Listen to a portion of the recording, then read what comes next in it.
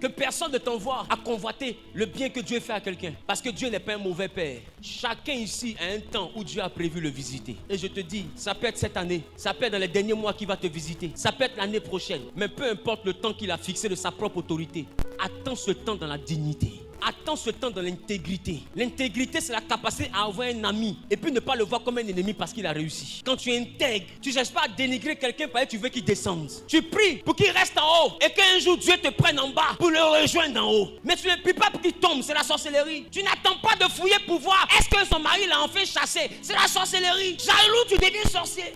Ton ami travaille, ça te fait mal, c'est que tu veux qu'il perde son travail. Quand quelqu'un travaille et puis ça marche, les sorciers veulent quoi? Que la personne perd son travail. Le jaloux veut quoi? Donc les deux ils ont les mêmes intérêts. C'est qu'ils travaillent pour la même société. J'ai envie de te dire, même si tu t'es jamais envolé, dès l'instant que le bonheur de quelqu'un te fait mal, tu es initié. Parce que normalement un bonheur ne fait pas mal, un bonheur est heureux. C'est dans la jalousie seulement que le bonheur fait mal. Un bonheur est heureux. Un bonheur, il est là pour rendre heureux. Un malheur rend malheureux. Voilà pourquoi la Bible dit ne te réjouis pas du malheur, même de ton ennemi. Parce que malheur est fait pour qu'on soit malheureux. Mais dans la jalousie, tu es heureux du malheur et tu es malheureux du bonheur. Regarde comment c'est renversé. Dans la jalousie, le bonheur de l'autre te rend malheureux et son malheur te rend heureux. Oh, Dieu a créé pour que le bonheur rende heureux et que le malheur rende malheureux. Alors il dit, même ton ennemi, quand il est frappé de malheur, ne te réjouis pas. C'est-à-dire que Dieu te dit, sois malheureux à ton ennemi, qu'il est dans le malheur. Ça veut dire que si le malheur ne vous réconcilie pas, c'est que tu n'es pas enfant de Dieu. Vous pouvez vous clasher, faites tout, mais quand le malheur arrive, déposez les armes un peu, rends-lui visite. Il faut lui dire, mon ami, Yako, mais tu m'as jamais aimé. Laisse ça faire d'aimer là. Après le funérail, on en reparle. Mais Yako, parce qu'on ne tire pas sur une ambulance. Quand tu es un homme, tu ne frappes pas quelqu'un qui est à terre, tu attends qu'il se relève.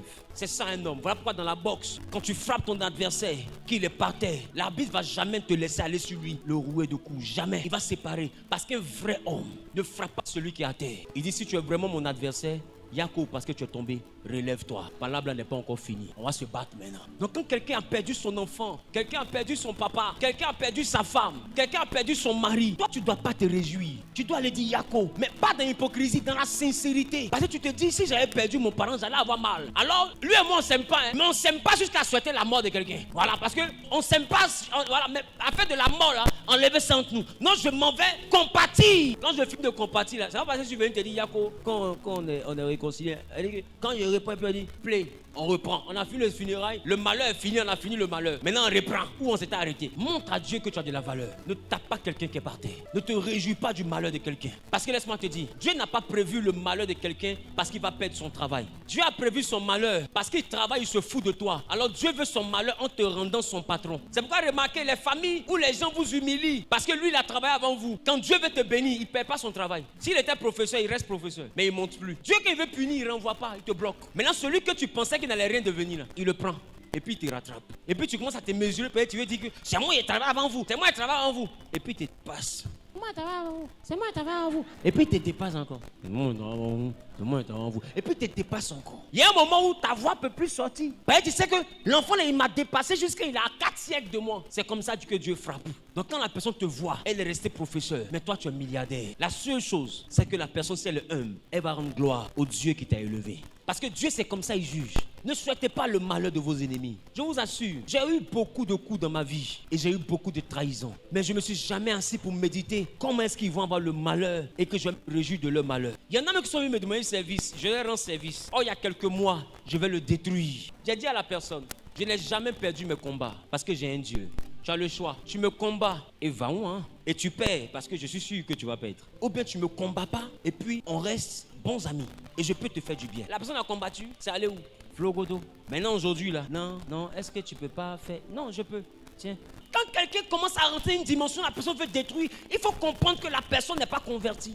Quelqu'un qui est converti ne peut pas s'asseoir, réfléchir à comment détruire quelqu'un. C'est pas possible. Ça passe même pas dans sa tête. Alors je te dis, si dans ta tête tu es en train de penser à comment quelqu'un sera détruit, commence à prier pour être converti. C'est que tu ne l'es pas encore. Ou bien Satan veut te ramener dans le monde. Il veut te rendre rétrograde. Venir à l'église, pas de toi un enfant de Dieu. Un enfant de Dieu, c'est d'abord la mentalité que tu as. Quelqu'un te dénigre devant le patron pour qu'on te renvoie. Et puis un jour on te pose la question, celui-là même là, qu'est-ce qu'il fait ici? Et tu as tous les docs. Je t'assure, ne le tue pas. Non, lui, non, patron, il fait rien. Si ce n'était pas quelqu'un qui te voit comme un ennemi, tu aurais pu dire. Mais le fait que tu sais qu'il te voit comme un ennemi parce qu'il te torpille, ne dis pas. Sinon, tu seras semblable à lui. Laisse Dieu Dieu va gérer. C'est que Dieu a déjà prévu sa chute. Ce n'est plus loin. Mais toi ne salis pas ta main. Laisse-le. Le temps du jugement est arrivé. Alors, pour terminer, Saoul était jaloux de David. Et Dieu envoie David à trouver Saoul là où il était couché. David a pris la robe de Saoul et il a coupé avec son épée. Tu sais, une épée là, ne peut pas couper un tissu comme si on prenait un couteau pour mettre dans une banane. Parce que pour couper un tissu là, il faut prendre le temps, il fait comme ça. J'ai dit qu'il dormait jusqu'à... De toute façon, on a coupé un tissu là, on pouvait le gorger comme ça, un peu, il allait continuer dedans. Mais David a préféré prendre ce temps là que de le gorger. Oh, c'est son ennemi. Que de le gorger. Il a coupé son habit. Et puis il s'est éloigné. Parce qu'on ne frappe pas quelqu'un qui est à terre. Oh, David et Saoul sont en guerre. Mais le seul fait qu'il dort, frapper quelqu'un qui dort, c'est être lâche. David a coupé son habit. Et il s'est éloigné. Et puis Abner, il appelle le chef de la garde de Saoul. Et puis il dit, est-ce que c'est pas toi qui es chargé de la sécurité du roi? Il dit si. Il dit, mais en ce moment, pourquoi le tissu de la robe du roi est dans ma main? Moi qui suis son ennemi. Qu'est-ce que son habit fait dans ma main? Il aurait fallu de peu et j'aurais tué le roi. Et toi tu vis pourquoi? La Bible dit que pendant que David était en train de sermonner le chef de la sécurité de son ennemi, regarde David. L'homme selon le cœur de Dieu, c'est ça. Tu n'abats pas quelqu'un, même quand tu as la capacité de l'abattre, laisse Dieu va faire ton travail. C'est pourquoi je vous ai dit, même si tu as les preuves que ton ennemi a fait ceci dont tu peux le faire renvoyer, ne le fais pas renvoyer. Tu seras un homme selon le cœur de Dieu. Parce que non, selon le cœur de Dieu, c'était David. Il dit, son habit fait quoi là? Et pendant que David est en train de crier sur le chef de la sécurité, Saoul se réveille. Parce qu'il entend une conversation. Et il écoute la conversation, il entend que son habit est dans de David. Et ce jour-là, quand il s'est réveillé, j'étais là. Et il me demande, mais Zawi, ils disent quoi? Il dit, le vieux, ils ont coupé ton habit. Aïe, coupé mon habit, comment? Qui? Il dit, David est venu ici, il a coupé ton habit, il est parti au front là-bas, il est en train d'insulter Abner pour dire que ton chef de sécurité ne fait pas son travail. Il dit, quoi? Il regarde son habit, c'est coupé.